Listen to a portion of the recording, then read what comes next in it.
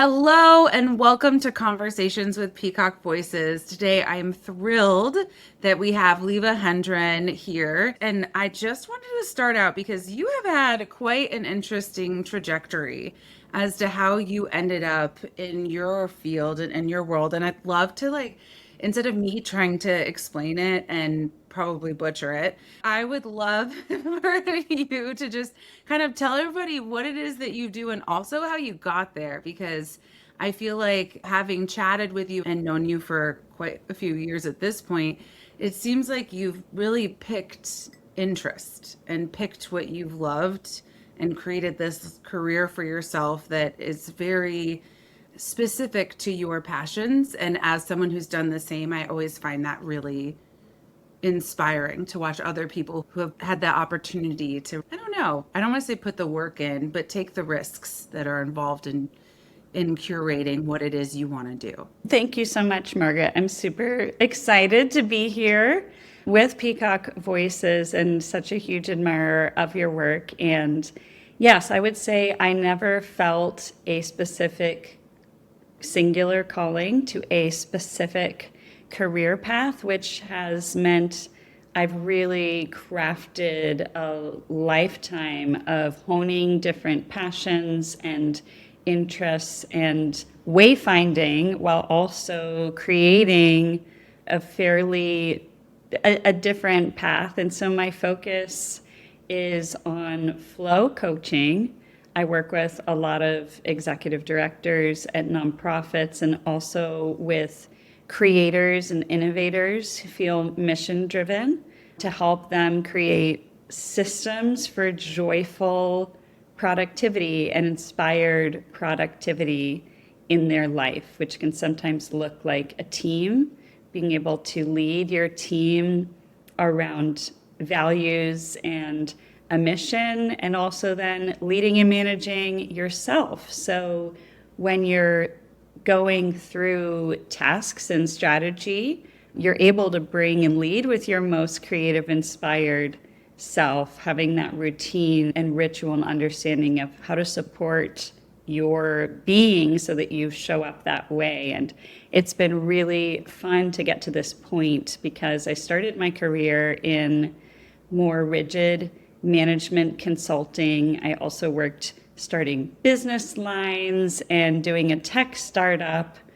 And at the same time, by night, I was pursuing my vocal performance career. And I would have this really dynamic way of blending the two that ultimately I found really served me for two core reasons. One, learning about how to use my voice in a performing style was actually creating more inspiration for every other part of my life and exposing me to two high performance techniques that are very tactical, like visualization, ways of resetting the nervous system, ways of using your body that is really relevant for a lot of leadership and executive coaching.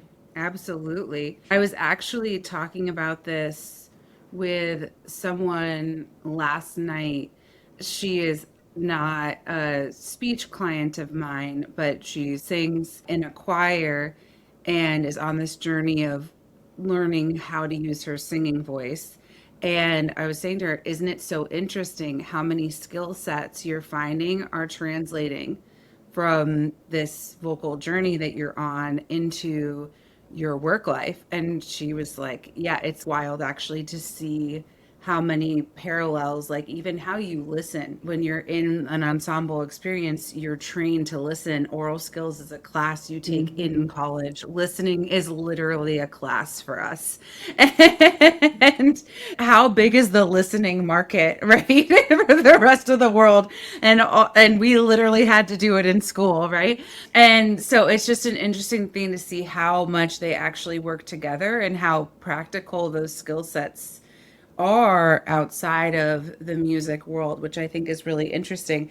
I just want to say hats off to you, though, for doing the consulting thing on top of singing, because my understanding is consulting, at least in the early stages, is a lot of hours in the work week. And singing is also a lot of hours. So, separately from all of that, you must be great at time management. So, I really want to learn a little bit more about how you've taken this idea of joyful, because joy is so important. Like joy is so important. It's I think I hope your day is full of joyful sounds as like the sign off on my email signature. And I think having this idea of building joy into this flow formula that you work on with everybody, I think when we lead a life with joy, we communicate with joy. And then people around us also feel that same sense. And I just would love to learn more about how you landed with that specific concept and how you work with that when you're working with clients or even just with yourself. I love that question about the joy part of the flow. And the reason I like to include it is because my biggest aha realization was that joy is a prerequisite for flow. It's essential, it's not I optional. love that. Joy is not optional. Ooh. It's essential. And for such a long time, I would wait to experience joy. I would delay it and try to use it as a reward to, trigger Mhm. dopamine and reward myself at the end of a long day. And I actually realized by choosing that route, just from a biological neuroscience perspective, I was limiting my own capacity. Because when we're choosing joy, following joy, and including it as part of our workflow, as part of our break, as part of how we get present in order to even be available for creativity, we have an expanded capacity, literally in terms of how our brains operate, in terms of the neurotransmitters that we experience. And when we cut out joy and we delay it, we tend to hone in our focus, have more adrenaline in our system, and it creates more stress. And so for me, pretty early on in my career, I realized I was very sensitive to stress. My nervous system would get triggered really easily, and it had a lot of negative downstream effects. One of which was that I would have panic attacks in trying to present and speak to other people. So I was regularly having a situation where I was judged on using my voice. I knew that I had a voice because I could sing, but in the boardroom situation, that panic attack would manifest as a frog in my throat feeling, and then more pressure would continue to mount. So it's been really life-changing to realize I can actually start conversations, start presentations, or focus flow work from a place of joy that will take down the stress triggers and allow not only my best creativity, but like you said, a group flow effect in a conversation so that others are invited to fully participate. I think that this is so common and so under discussed. The number of times I think it's talked about in different ways. People are like, oh, I just get really nervous. Hmm. And like, and all of a sudden my voice changes and I don't know how. And that happens all the time. I hear that constantly. I felt that too. As a performer, one of the things I realized, I get very stressed out. I don't like performing. I love teaching. That was my calling. That's my jam. I performed in order to get the caliber of student I wanted to work with. Like that was how I did it. I was like, I am done as soon as I can be. It was not my jam. Super introverted, not interested in these large spaces. But having your voice all of a sudden change, we don't talk about the fact that your voice is directly connected to your nervous response system and how normal it is to be like, okay, I'm stressed out and I this is now leading to a panic attack or an anxiety attack or something that's making me not feel wholly myself, which I think is an experience a lot of us have felt at times. I think it's like 8 out of 10 people experience imposter syndrome. I think a lot of that 80% has experienced something like this in their time. And then it manifests in, why do I sound like this? Whether it's a frog in your throat, or like for me, sometimes I would start talking like this. And all of a sudden I'm thinking like, I Me sound like a too. chihuahua. I was like really, really fast. I'm really, really kind of like, yeah, absolutely. Like, what is this? That is not who I am at all. Yeah, when you Um, lose that sense of executive presence, it actually is important. And it's Absolutely. almost like people know you've lost your own sense of being centered. And so you lose the room. And I'm just dying to jump in with a story if I can, because Yeah. the biggest turning point for me about that importance of grounding proactively, finding a sense and an embodied feeling of joy, also described as like heart coherence, gratitude, love for the work, was in an audition experience that we have shared. And so I had two big auditions in Chicago back to back. The first audition was one of the most rudest audition panels I've ever experienced. I They actually could possibly interrupted me. predict what this is. They interrupted me in the middle of my first selection. And then for the sight reading portion, I prefer a fixed dough, and they asked me to use a movable dough, which I thought was pretty rude, given the circumstances. So right after that, it was very heightened, and I was preparing for my Chicago Symphony Orchestra audition. And I got there very early and was doing heart coherence breathing exercises before that audition. I was not feeling well. I actually had some internal bleeding in my nose from a sinus surgery. So it was pretty intense that I didn't feel well. And I had no sense of nerves in that audition. I dropped completely into the flow state. And it was a pivotal moment because before I would think of preparing mostly my mind, like running through the words, mentally visualizing the selection. And yes, that's important. But when it's time to trigger flow, getting into that embodied state of joy, which doesn't always have to be grounding, but can certainly feel expansive. It tends to feel like a feeling of release and expanse, which then allows your best voice to come out naturally. That was the thing I used to have two completely different audition experiences. I think that's really beautiful and like a really beautiful way to describe, and this is your work, so duh, you'd be able to describe that well. But obviously, but that moment when I think sometimes it's like either when you're sick or you've just had a really bad and you're just like, whatever, this is going to be a disaster no matter what I do. And I feel like you walk in and that's always your best work. And you think to yourself, wow, I wish that I could replicate this. And what I love about what you're talking about is actually instead of having that process be in reaction to a negative thing, like you're super tired or you're sick or you've had a bad experience and you're just like, I'm just gonna let it all go and I'm just gonna walk in and do it. I'm gonna do with the understanding that today just isn't my day. And instead, you are actually talking about creating a repeatable process so that in that way it is not in reaction to something that is out of your control or to something that's negative, but instead it's something that you can be in control of. And this is something I'm a huge fan of, especially when it comes to communication. And I want to pivot a little bit in our conversation because you talk a lot about in your work truly understanding your message.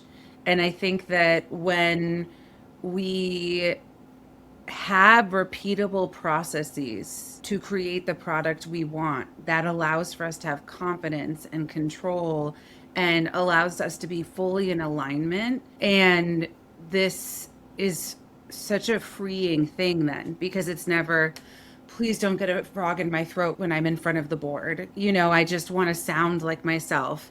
And I did my power poses and I did this, but it's not getting to the root of the problem. And I think something that gets missed is this concept of really understanding your message. And I do this when I work with clients just on, okay, if you have a sentence, the dog walked down the street.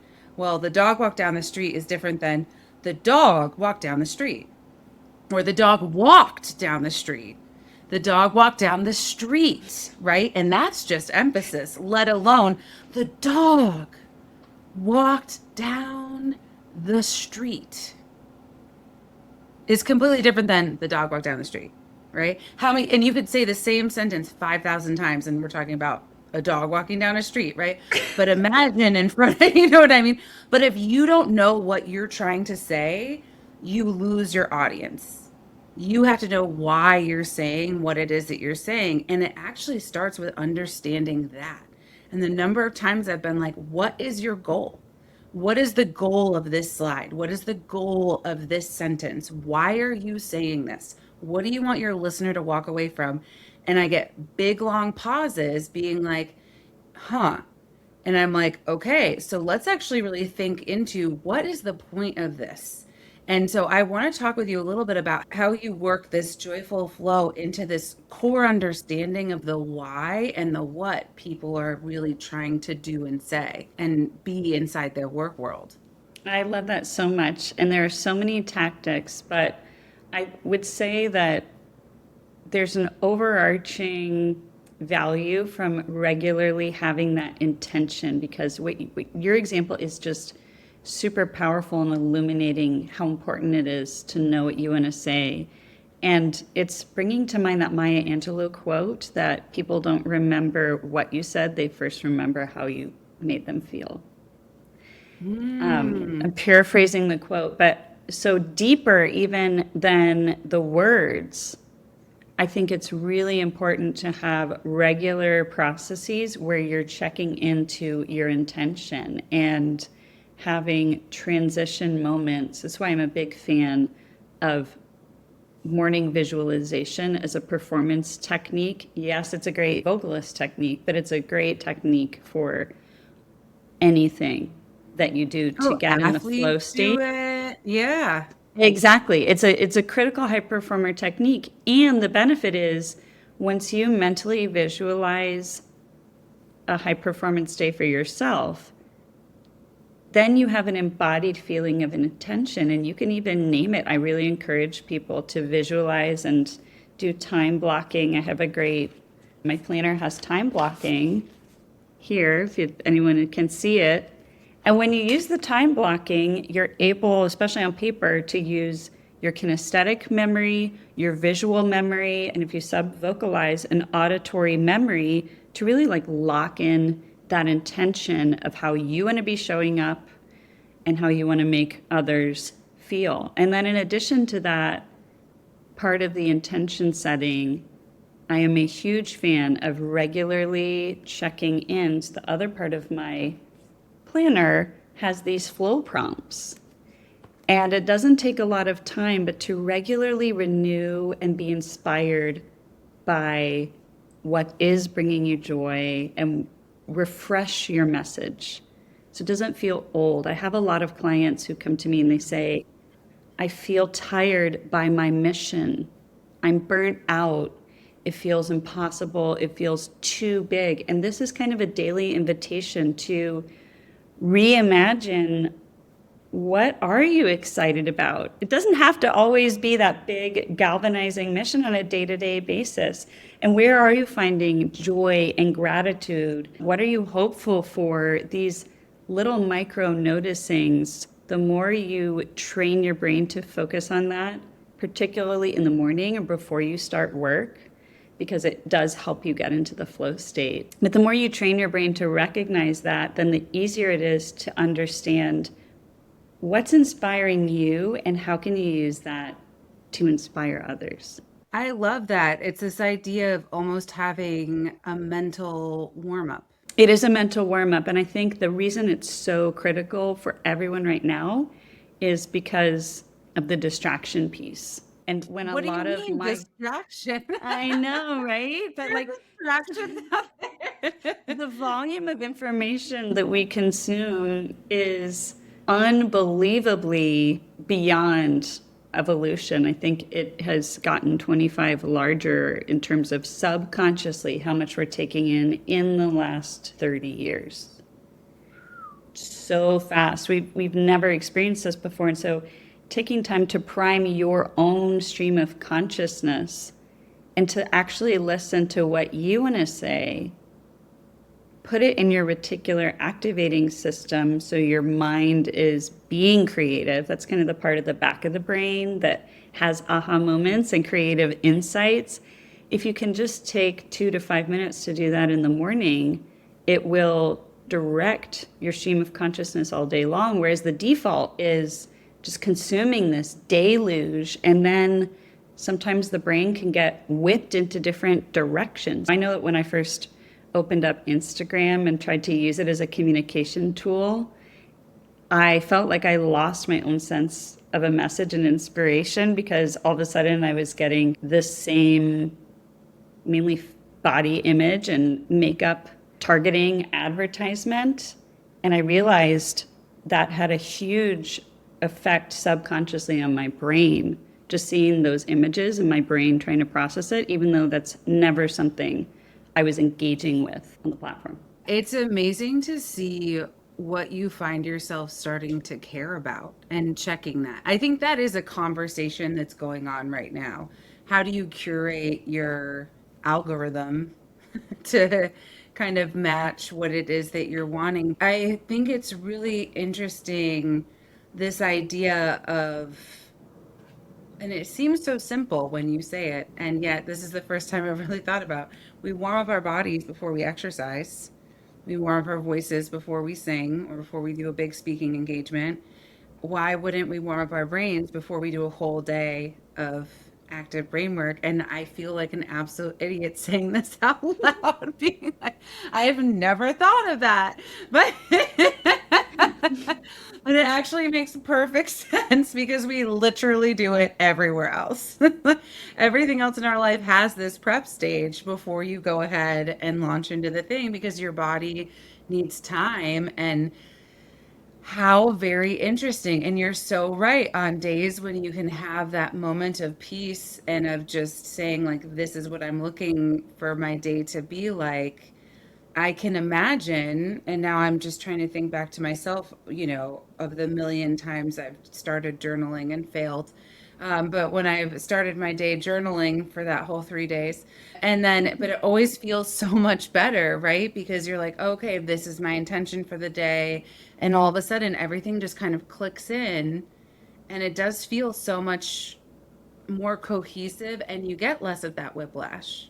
I know I'm very neurospicy, and so I'm always going to have some whiplash because that's just the life of somebody with ADHD.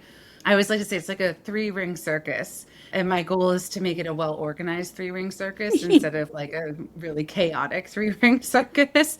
But this idea of saying, now I'm going to focus on the elephants balancing on balls, and now the trapeze artist, and it just, instead of just like, and that took my attention, and that took my attention, and that took my attention, always running behind, and then you don't get to lead with joy or whatever. For me, joy is a huge thing I'm passionate about, and being joyous about work, which you obviously are too. Being able to lead with my goals of how I want people to feel. And so that's really interesting. And so now I'm probably going to go get your planner. Well, I love that I want to circle back if I can, Margaret, to the thing about journaling and consistency. And in my experience, there's this, I call her my ideal woman. Some people call it the inner critic, an inner tyrant, or a perfectionist. She, to me, is a woman who can wear white linen without wrinkling it or staining it, like a white linen suit. That's perfect. Well, I mean, let's get real. To me, my inner woman is like so pious, very much aligns with the Proverbs 31 woman who only needs 30 minutes of sleep a day. And I felt like, in a lot of ways, I had an opportunity to live my ideal woman and then to let her go, which is really, really neat. But I was only able to let her go through this process. And the reason I'm bringing it up is I think there are a lot of hyper rigid productivity management structures that are building off of our brain's kind of false sense of safety from perfectionism and over planning. And so my planner really is designed more as like a tactile, mindful nudge and a place to keep your goals, your intentions, your core sources of inspiration safe while you go through the day and enjoy it and lead with joy and lead with inspiration, but then have an opportunity to always go back, have an opportunity to do big journaling if that's helpful, but at least really just takes 1 minute to do a check-in with your intentions.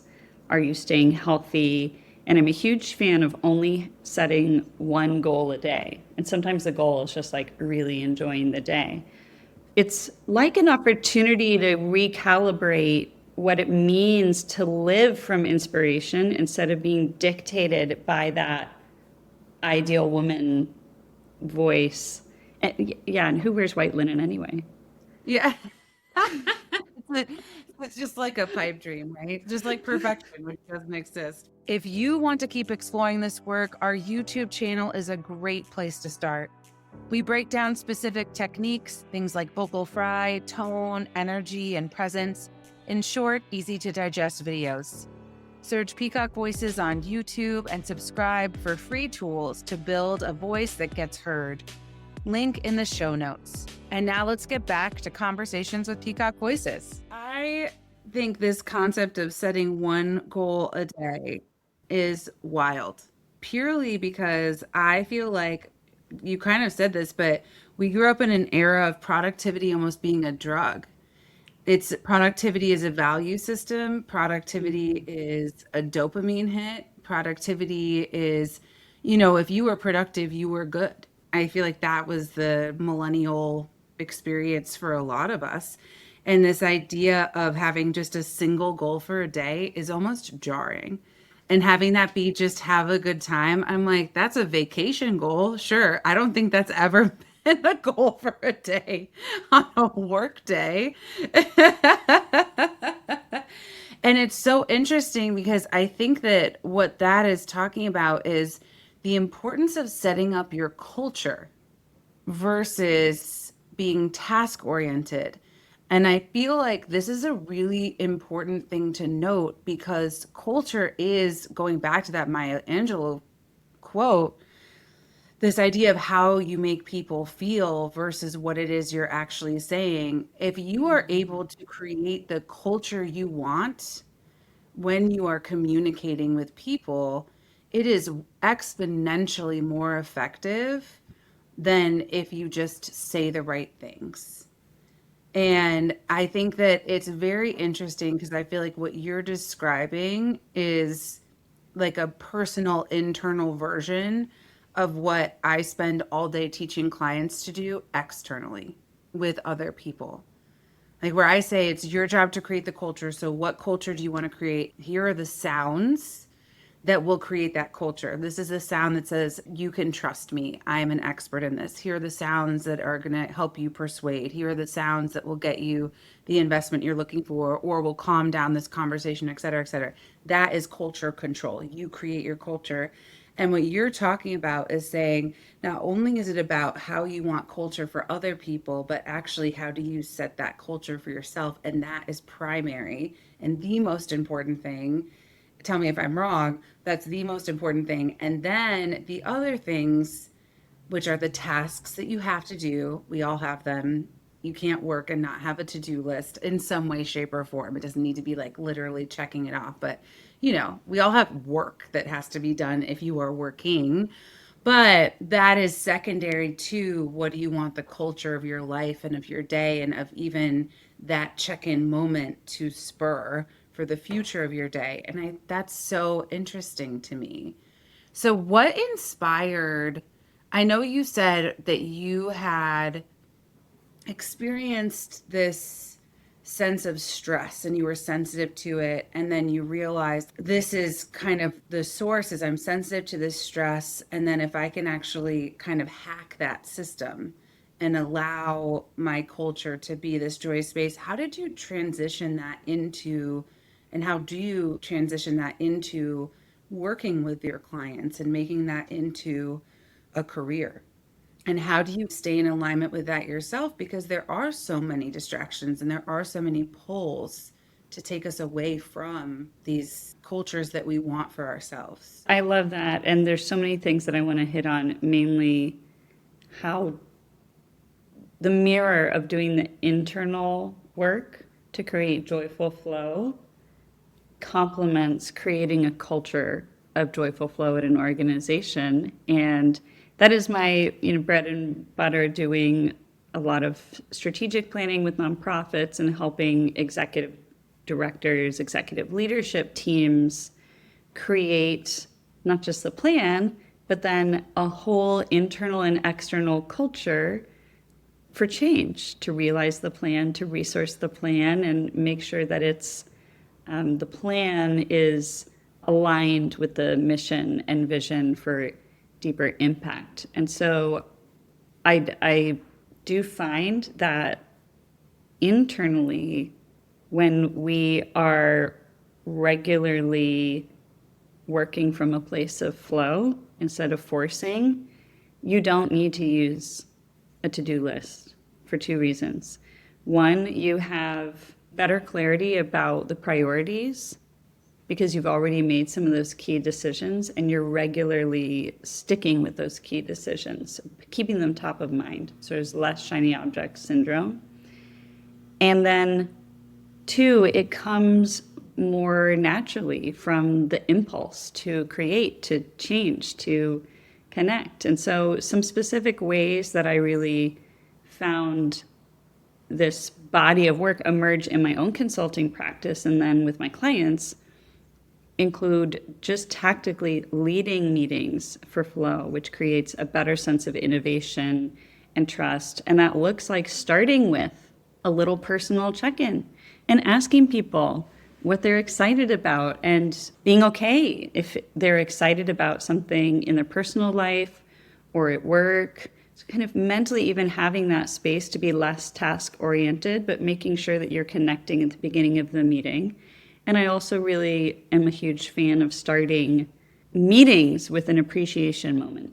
So people are as a leader, you're mindful to recognize, the joyful spirit that you, Margaret, are bringing to our work, or this amazing micro moment where you went above and beyond, but taking time to ground the conversation in an appreciation before then diving into something more tactical, like meeting objectives, and making sure that as well, when you finish the conversation, you take a few moments to give gratitude for the meeting that you just had, which is really fun, especially with nonprofit boards. I work with a lot of nonprofit boards, and making sure there's a positive board culture, because nonprofit boards tend to be fairly diverse. Many people who might be serving have a passion for the work, but aren't necessarily formed in the work. That's not their career, right? So making sure that you can specifically thank different people around the table for the gifts that they've just contributed to this conversation, that helps kind of re-ground and re-present. And it tends to allow for approaching those tactical items of business that we all need to get through in our meetings from a space of creativity or permission. It's like gives people preemptive permission to really speak their truth and not hold back an important piece of information that you might need as a leader. So here's my question, because that's amazing inside a culture that you have ownership over. But let's say you are in a situation where you are in a combative environment.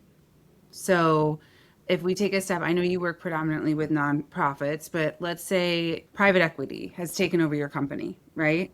And you are an executive and you're meeting and it's a hostile board of directors of your business.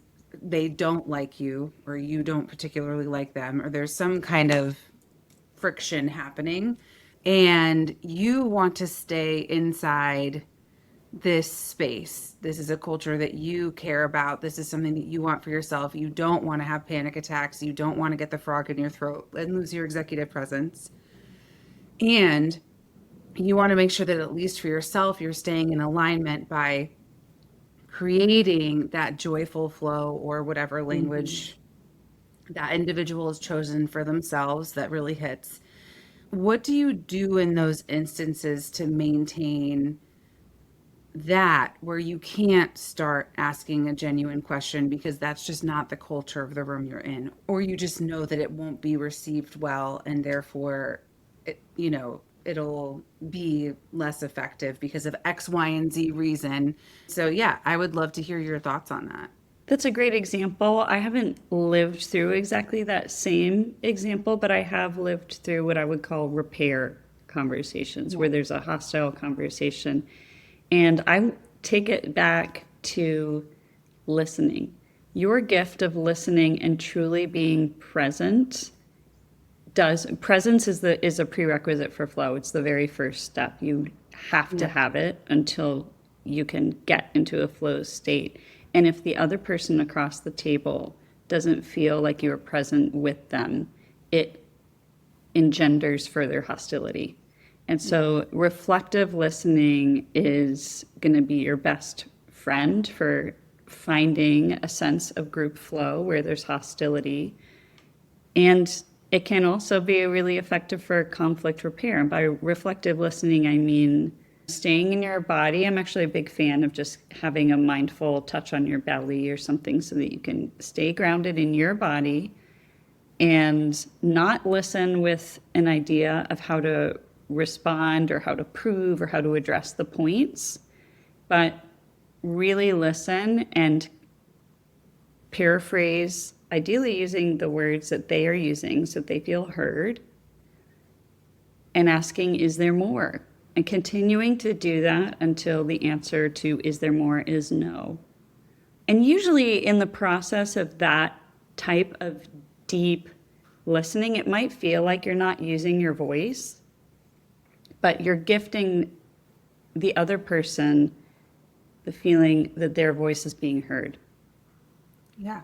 And by centering that, it's really building relationship, trust and investment in the relationship over the words, and tends to allow at least for a pathway to emerge towards bridging the conflict.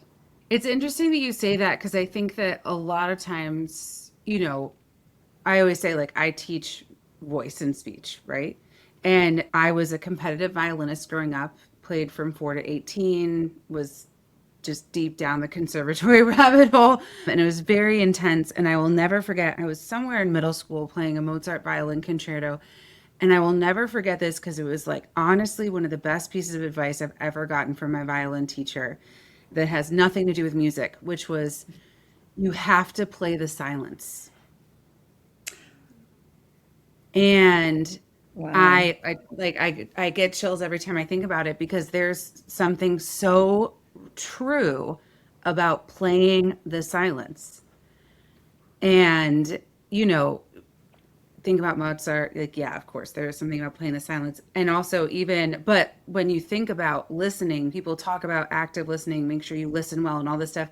It really is this idea of you are giving just as much in your silence as you are in your voice, and how you play the silence, how you utilize your silence is a tool.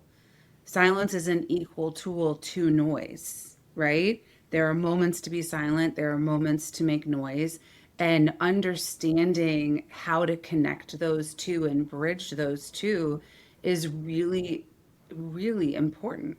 And silence can be anything from just a quick breath of how you organize ideas when you're speaking into these broader moments of saying, okay, I'm going to listen And then I'm going to break the silence so that I can have an even longer silence to listen even more so that we can make sure that your voice is being heard. And it's this kind of concept going back to the very beginning of our conversation about how many things transition from the music world into the work world. And I feel like that's exactly what you're saying. It's like when you are in these kind of high octane combative situations, it's about playing the silence.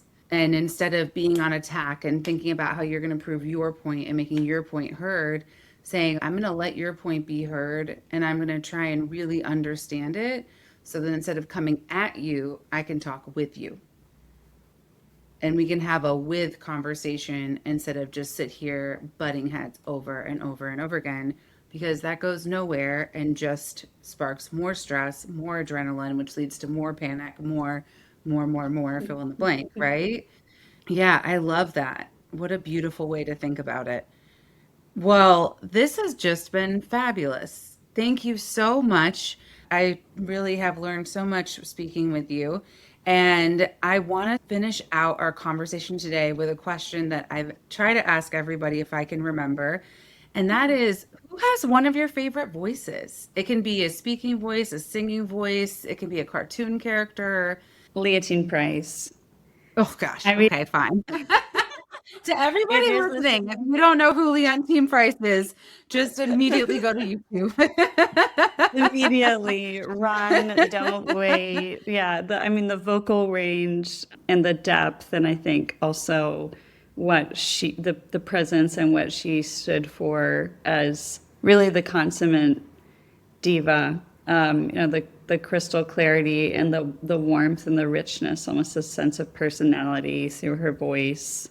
Well, I I was just about to adore it. say, she has been one of my favorites forever because talk about somebody who understood the power of communication. I feel like the way that she sings, it is, you understand intent. Going back to how you make people feel, like she understood how to communicate not just words, but truly intent behind those words. And you heard her voice and her thoughts inside what she was singing. And and also just, it's one of the greatest voices.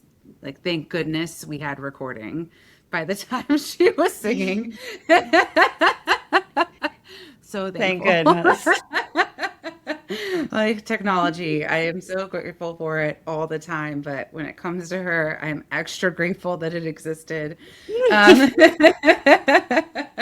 because we all get to listen to that instrument and forever. And what a gift.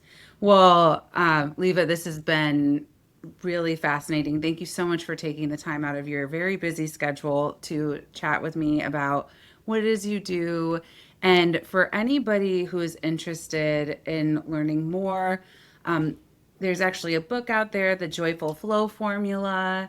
And I know you have your planner. And so I do want to give a quick shout out to that so that, if you're interested in learning more about what she does, you know that those resources are out there. But I just hope you have a really beautiful rest of your day, and I hope it's full of joy. Thank you. You as well.